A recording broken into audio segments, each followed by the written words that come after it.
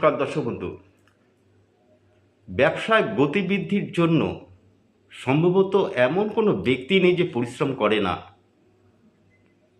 প্রচুর পরিশ্রম করা সত্ত্বেও দেখা যায় ব্যবসায় আশানুরূপ ফল হচ্ছে না।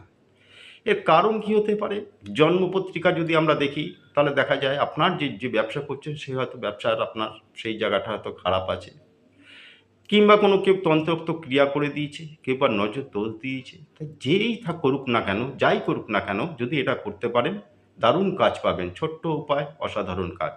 প্রত্যেক শনিবার একটি বট গাছের পাতা ভেঙে আনবেন, তারপর গঙ্গা জল কাঁচা দুধ দিয়ে ধুয়ে আপনারা কি করবেন, আপনার দোকানে বা ব্যবসার ওইখানে আপনারা রাখুন। এইভাবে 7টা শনিবার একই নিয়মে করবেন।